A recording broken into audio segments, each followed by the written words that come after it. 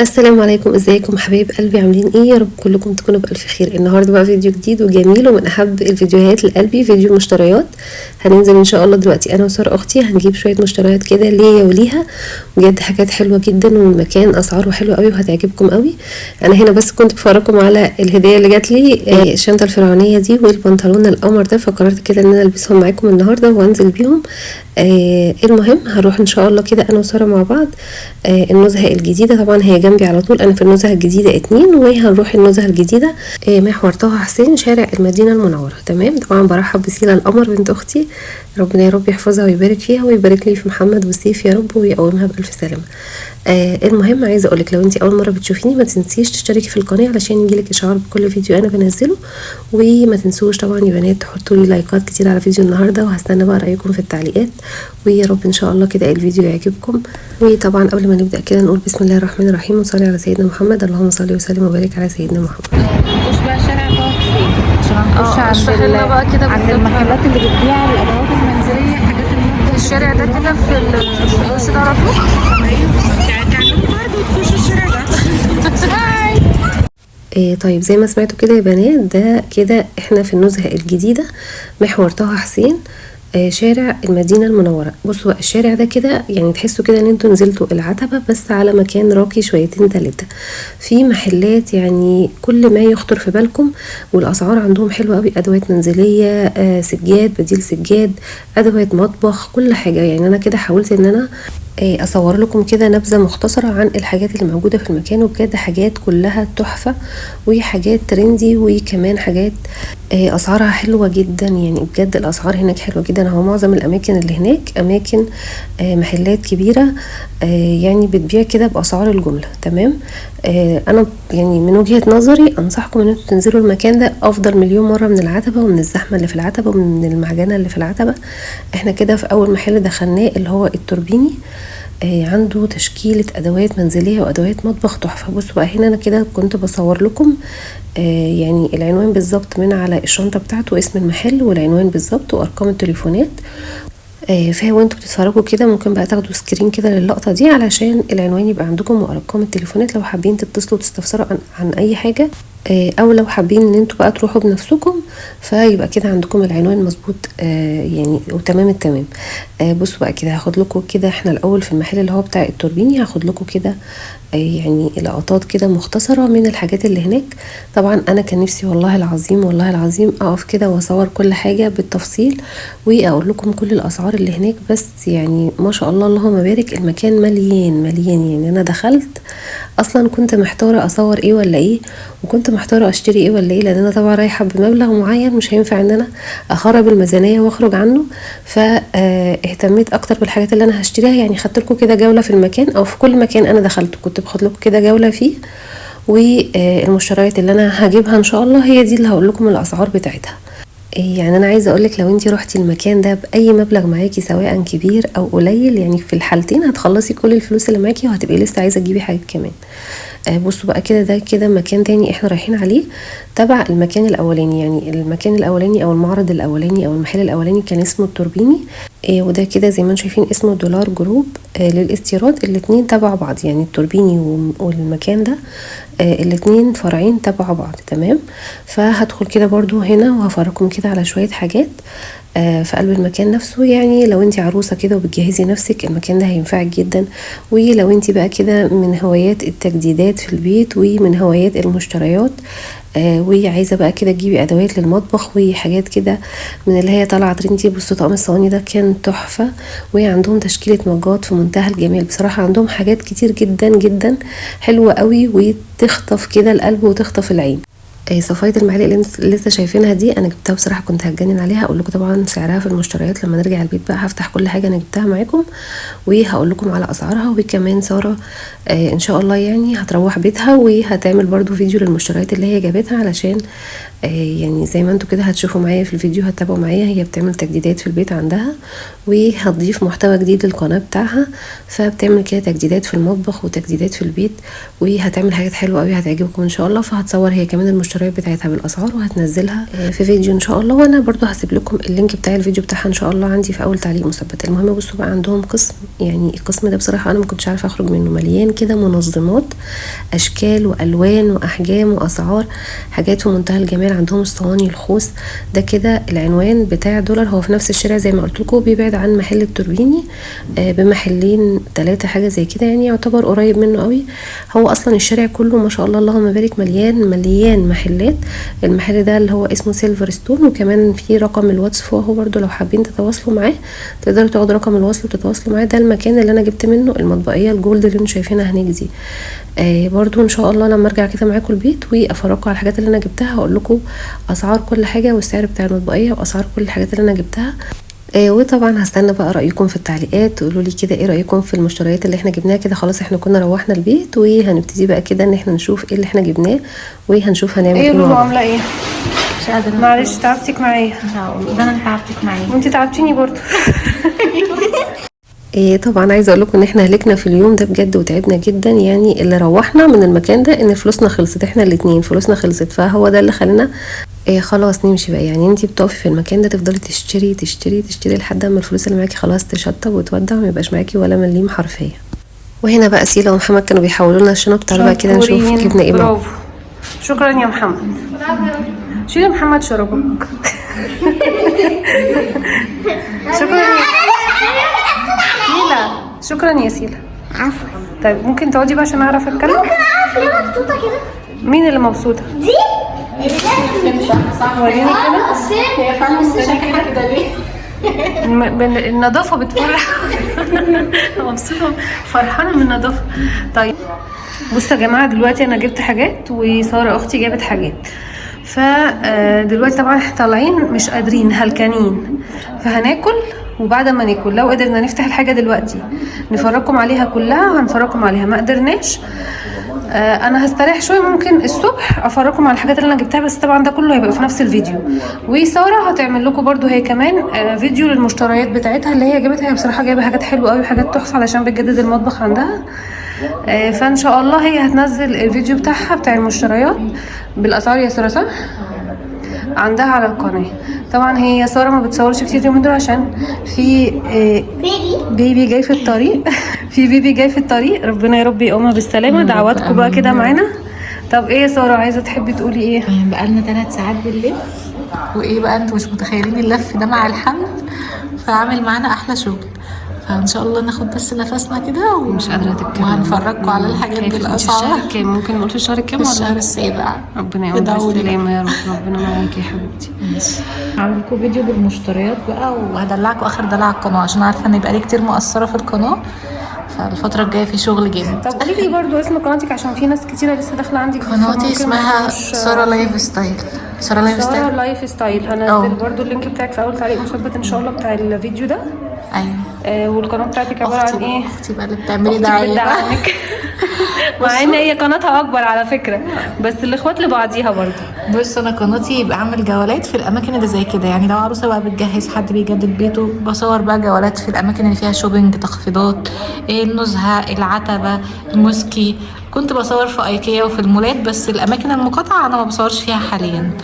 وكمان اماكن بقى للفسح والخروج، يعني لو سافرنا فلوجات كده ترفيهيه بعمل كده.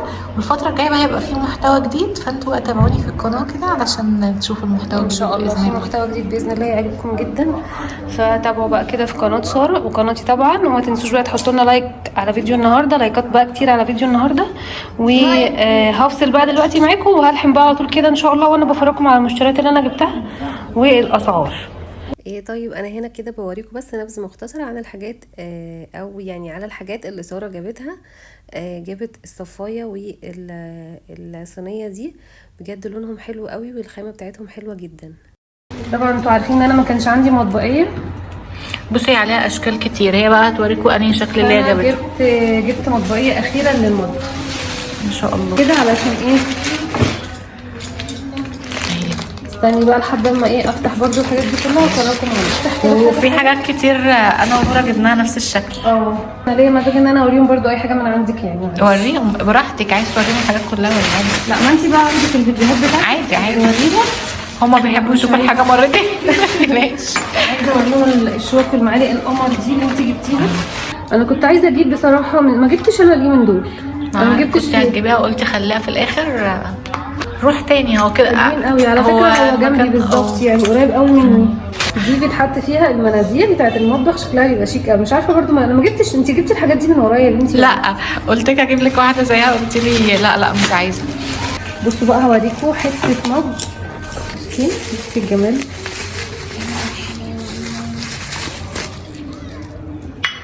واو ما شاء الله تحفه بجد. بقول لك ايه قولي. ما تديهوني. خديه كنت قلبي. بتروحي تجيبي لك انت واحد. خديه. لا كده اخسر. خديه قلبي دلوقتي اول لما نقفل الكاميرا. هاتي حبيبتي المج. انا جبت النهارده 3 مجات. انت جبتي. هي جابت تشكيله مجات مش ده بس، يعني هي جايبه مجات كتير. كان نفسي حد يمنعني. لا ما انا هسيبك بقى، انت حامل مش هزعلك. المجات بقت غاليه قوي يا جماعه والله. والله. قولي له ده سعره كام؟ يعتبر 200. في حاجه في كانت في حاجات هبص في الريسيت واتاكد. كان في مجات ب 200 وكان في بس يا سيدي. وفي مج ب 150. كانت اسعارهم كده يعني في الرينج ده. مجات حلو قوي قوي. طبعا انا زي ما انتوا شفتوا كده في التصوير انا صورت لكم من على الشنط ارقام التليفونات بالظبط علشان لو حابين تتواصلوا معاهم. بصوا بقى بالنسبه للمطبقيه دي نشوف كده شكلها من جوه عامل ازاي. المكان اللي انا جبتها منه في التصوير كده في الاول لو شفتوه انا مصوره كده المحل من بره. بصوا كده شكل المطبقيه اهو. هو التصوير ايه ظروفه بس ان شاء الله يعني يكون واضح. تعالوا بقى كده نفرجكم عليها. بصوا هو الجولد بتاعها حلو قوي يعني هو لونها حلو قوي قوي قوي. ودي كده في الجناب زي ما لقيت كده بتحط عليها مثلا مجات او هو قال لي ان هي ما بتحطلهاش اي مصامير. معهاش اصلا اي مصامير، هي بتتركب بس كده يعني بتتعشق كده في بعض. دول للاطباق ودول للكوبايات. المطبقيه دي كانت عامله 450 جنيه. انا بقى كده نشوف الطقم ده. كنت دايما بقول لكم ان انا محتاجه للمطبخ طقم سكريه وشاي وقهوه، فالطقم ده بصراحه عجبني قوي، سعره حلو وكمان شكله شيك.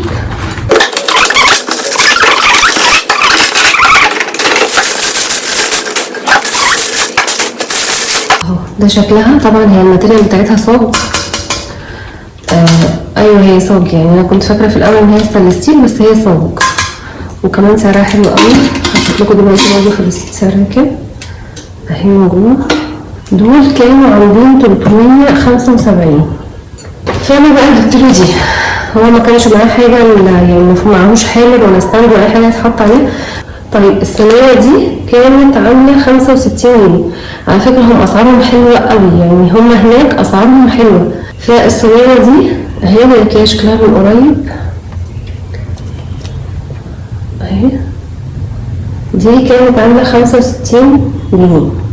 على فكره هو كان في من دي صواني كده فردان وكان في كمان صواني طقم 3 مع بعض باحجام مختلفه. ساره جابت اللي هو ال3 مع بعض. بصوا بقى كده شكله. يا رب التصوير يبقى واضح يعني مش عارفه اصور واشوف اللي انا بصوره في نفس الوقت. لازم اخلص بعد كده اشوف انا حبيت ايه. ربنا يستر بقى يكون التصوير واضح اهو. ايه رايكم؟ تاني شكله شيك قوي. كنت كمان قايله لكم ان انا محتاجه جدا ان انا اجيب طقم توابل علشان انا ما عنديش هنا طقم توابل. طبعا ده 12 قطعه ومعاهم رف. هشوف لكم بس كده السعر كام في الاول. ده كان عامل 250 جنيه. متهيألي سعره حلو مقارنة بالأسعار بتاعت العلب التوابل الأخرى. بصوا معايا دي فيها مكتوب فيها كده كل التوابل بس أنا عندي واحدة شكلها أحلى من كده شوية فممكن ألزق من التانية اللي هي الأرضية بتاعتها أسود ومعاها كده قلم أبيض بيتكتب بيه فممكن ألزق من التانية. بصوا هو الماتيريال بتاعته عايزة بس أقول لكم الخامة بتاعته قبل ما أطلعه. هو بلاستيك مش ازاز ودي اكتر حاجه عجبتني فيه وخلتني ان انا اجيبه. فانا شفت منه ازاز على فكره هو الازاز اغلى بس ده بلاستيك، والخامة بتاعته حلوة اوي، يعني البلاستيك بتاعه لونه نضيف. ومن هنا كده في زي ما انتم شايفين كده مكان للفتحة، وفي مكان تاني اللي هو لو انت مش حابة تنزلي منه حاجة خالص يعني يبقى مقفول تماما، وفي مكان تاني اللي بيبقى مخرم ده، فحلو اوي بصراحة، وحجمه برضه حلو يعني. ومعاه الرف بتاعه ده او الستاند بتاعه ده، بصوا شايفينه شكله حلو اوي، برضه واخد الشكل الخشبي علشان يبقى لايق مع الأطقم اللي احنا هنبقى حاطينها اهو. ايه رأيكم بقى في شكله؟ حاسه ان هو شكله حلو قوي. قولولي برضو كده ايه رأيكم؟ دي كده دي تاني حاجة انا جبتها ب250 جنيه، سعره حلو جدا، 250 جنيه. دي صفاية معالق لونها الجولد ده خطفني بصراحة، لونها حلو قوي قوي قوي. كان في منها اشكال تانية او الوان تانية، كان في اللي هي الستانلس ستيل بس، وكان في اللي هي الجولد دي، وما كانش في منها الا 2 بس عندهم، فانا خدت واحده وساره خدت واحده، يعني تحسوا كده ان ال2 دول كانوا مستنيين ان احنا نروح ناخدهم. خدناهم لان شكلهم حلو قوي، كانوا عاجبني قوي، كان نفسي فيها اصلا، وهي هتمشي برده مع المطبخ ومع الالوان اللي في المطبخ. فدي كانت عندي، دي كان سعرها 100 جنيه، سعرها 100 جنيه، بتهيألي سعرها برده حلو قوي، وهي تقيله على فكره، يعني هي تقيله، مش عارفه التصوير واضح ولا مش واضح، يا رب يكون واضح. اهي المج ده كان ب50 جنيه مقارنة بأسعار المجات اللي عندهم. بصراحة أسعار المجات غالية، لأن الجودة بتاعتهم محترمة، لكن ده تحسوا كده إن هو خفيف، اللي هو جود مارين ده بس الخامة بتاعته الإزاز بتاعه خفيف قوي، يعني خفيف جدا جدا. بصراحة أنا مش عارفة هو هيستحمل الحاجة السخنة ولا هيتكسر. ايه رأيكم؟ حاسة إن شكله حلو قوي. سارة بقى هي اللي جايبه بصراحة مجموعة مجات كده تحفة ما شاء الله، يا رب يهنيها بيهم. جابت اشكال كتير وجابت كذا لون، فاستنوا بقى كده الفيديو بتاع سارة، برضه جايبه حاجات حلوة قوي قوي قوي من هناك. وبالنسبة لسارة هي اصلا عارفة الاماكن دي لان كانت بتعمل دايما فيها جولات، كانت بتروح كتير يعني، فهي عارفة اكتر مني بصراحة في الاماكن دي. بصوا ده انا كنت هجيب منه طقم كامل توابل، يفتح بصعوبة شوية اهو. طيب ما جبتوش ليه؟ ده انا خدت منه ده بس كان في الفرع الاولاني اللي هو كان في دولار تقريبا، وما لقيتش الا واحد بس عندهم، ده كان ب35 جنيه. بقول لكم ده اكريليك، ده كان عامل 35 جنيه وسعره حلو قوي قوي قوي. فانا قلت اجيب منه 12 برطمان واعمل له طقم توابل، بس لما رحت الفرع التاني لقيتهم خلصانين، فكنت اشتريت ده خلاص واتدبست فيه. ولما رحت الفرع التاني ما لقيتش للاسف واحد بس، الحمد لله رب العالمين برضو ربنا وفقني وجبت اللي هو اللي انتوا شفتوه ده. طيب بصوا بقى، بما اننا داخلين على الشتاء ودي كتير وكذا مره قلتوا لي يا نورا هاتي منظمات حطيها في دريسنج علشان تحاولي ان انتي تنظمي اكتر من كده وتخليه منسق ومرتب اكتر من كده. ده كده تقفل كده من تحت لما تيجي تفرديه، ده كده شكله. وده قلت كده الشرابات بتاعت الولاد، ممكن كمان احط فيه الغيارات الداخليه بتاعت ولادي. ولما بتيجي بقى يتشال تروحي فاتحه السوسته دي كده وتروحي لميها اهو. فبصراحه عجبني قوي، ومش شرط شرابات او غيارات داخليه، يعني هو منظم في العموم، فهينفعني برضه في حاجات كتير. وده حجم تاني مختلف، والمربعات او المكعبات بتاعته دي اكتر، فعجبتني الفكره ان انا ممكن احط فيه الطرح بتاعتي. هو مش صغير على فكره، هو ياخد طرحه، يعني المربع الواحد لو طبقت الطرحه كده ولفتها رول زي ما انا عاملاها كده، بس مش هحطهم بقى فوق بعض زي ما انا عاملاهم في الدريسنج، هحط كده هنا في المنظم ده، فبتهيألي هيبقى حلو قوي. ده كده حجم وده حجم تاني. بصوا بقى ده الشكل ده مختلف خالص، بصوا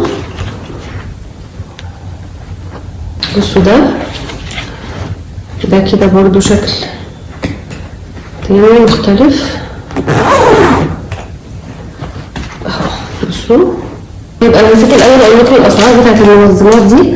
اللي هو المنظم الرباعي ده عامل الواحد بس عامل 65 جنيه، الواحد من ده الكبير عامل 65 جنيه، والصغير ده عامل 35 جنيه. وعلى فكرة هي الجودة بتاعتهم حلوة والتقفيل بتاعهم حلو قوي.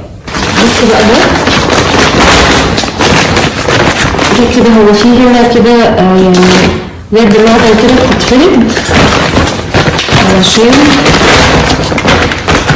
يتفتح، يعني يبقى واقف كده ماسك نفسه. ده كده شكله، بصوا شكله حلو قوي، والماتيريال بتاعته تحفه، الخامه بتاعته تحفه، عامله زي الجنس الخفيف كده شويه. وهو كده عليه الغطا البلاستيك اللي من فوق ده عشان تبقي شايفه وكاشفه الحاجه اللي موجوده جوه، تبقي عارفه انت شايله فيه ايه. الواحد ب90 جنيه اهو، شكله حلو قوي. بصوا بقى دي اتنين الديسبنسر دول المطبخ، بجد انا عجبني قوي. حسيت ان انا يعني لو ما خدتهمش هتضايق. بتاعي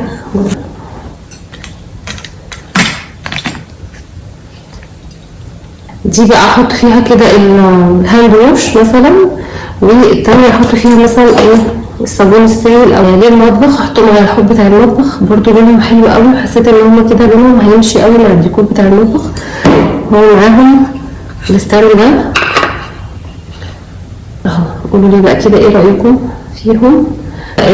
هما ازاز على فكره، لو ممكن يتكسروا. سعرهم عامل 200 جنيه على بعض بالستاند بتاعهم كده. هم اصلا طقم مع بعضه وعاملين 200 جنيه، الاتنين عاملين 200 جنيه اهو. شكلهم حلو قوي. جبت الرول ده في التلاجة زي ما قلتولك، الستيكر الاسود اهو. لقيت الشكل ده بصراحه حلو عجبني. هو اصلا مفيش ستيكر اسود ساده خالص، يعني انا ما لقيتش ابدا واحد ساده خالص، كل اللي موجود فيهم تجزيعه بيضه كده. كنت برضو عايزه اجيب واحد ابيض بس للاسف ما لقيتش عندهم ابيض، الابيض خلصان. فجبت ده عشان نبقى نعمل ان شاء الله مع بعض كده بقى في الفيديو بتاع بقى تنسيق الكلام ده كله كده في المطبخ. نعمل التلاجة ان شاء الله باذن الله مع بعض. الرول ده ب60 جنيه تقريبا 5 متر، هو 60 جنيه يعني ان شاء الله باذن الله كده يكفي التلاجة. طبعا دي انا فتحتها اول لما جيت عشان اشوف حجمها قد ايه الشتوي وهشيل الصيفي. فجبت الشنط دي حلوه قوي للتخزين، هي كبيره مش صغيره.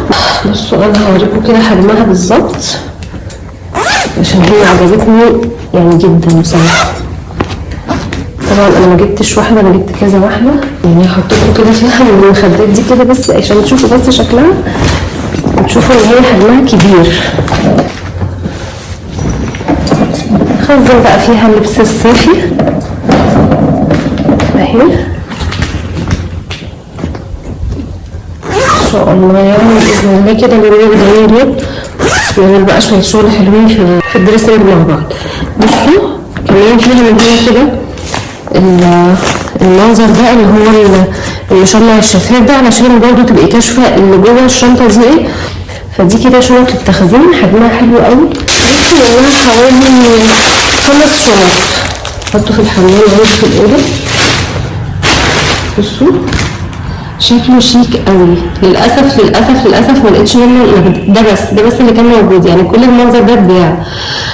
كنت عايزه اجيب لي 3 حمامات من نفس الشكل، بس للاسف ما لقيتش الا ده بس، فاخدته احطه في اوضتي في الحمام بتاع اوضتي. ايه رايكم؟ شكله حلو قوي. طبعا انا نسيت لسه اقول لكم سعر الشنط دي ايه وسعر الديسبوزل ده ايه. هقول لكم دلوقتي حاجه.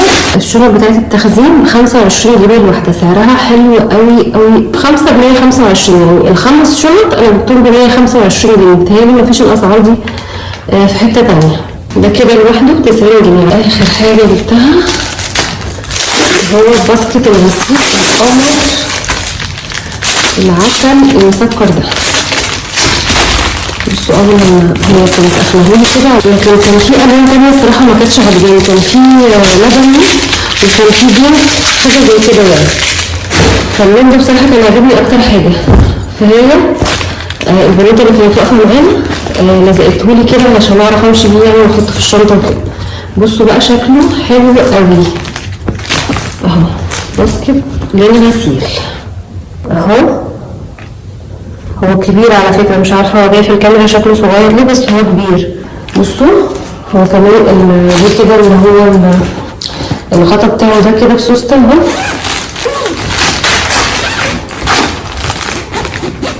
خلاص عسول خلاص. ده 120 جنيه، ده كان عامل 120 جنيه بجد، سعره حلو قوي قوي. برضه الحاجه اللي انا جبتها تكون عجبتكم، وانا قلت لكم كل الاسعار عشان في ناس تزعل مني قوي لما ما بقولش الاسعار. انا قلت لكم الاسعار، هو قلت لكم كل حاجه انا جبتها واسعارها، وكمان صورت لكم الاماكن اللي انا رحت جبت منها. بصوا بقى، ساره ان شاء الله هتعمل تجديدات في البيت عندها، وهي تجديدات زي ما قلت لكم كده هتعمل تجديدات في المطبخ، فروحوا بقى كده شوفوا الفيديو عندها. لو هي نزلت الفيديو بتاعها يعني فيديو المشتريات في نفس التوقيت هنزله لكم في اول تعليق مثبت. لو ما نزلش النهارده يبقى هينزل بكره، فهنزل لكم اللينك بتاع القناه بتاعها في اول تعليق برده مثبت. واللي سالني على اسم القناه هي اسمها ساره لايف ستايل. قولوا بقى رايكم في التعليقات على الحاجات اللي احنا جبناها النهارده، واستنوا بقى الفيديو ان شاء الله كده هننسق كده الحاجات دي مع بعض في المطبخ. هنحط بقى المطبقيه ونص المطبقيه، وهننسق بقى طقم التوابل والحاجات دي كده الحلوه دي كده في المطبخ. بعد كده ان شاء الله نبقى نعمل بقى مع بعض الفيديو بتاع الدريسنج، ونحط بقى المنظمات اللي احنا جبناها ان شاء الله دي في الدريسنج مع بعض، وننسق بقى كده ايه الدريسنج، ونخلي كده شكله يكون يعني مرتب ومهندم اكتر من الوضع اللي هو عليه. فادعولي كده، وهستنى رايكم في التعليقات. حطوا لي بقى لايكات كتير قوي قوي قوي على الفيديو بتاع النهارده، واشوفكم على خير باذن الله. بحبكم جدا في الله، ومع الف سلامه.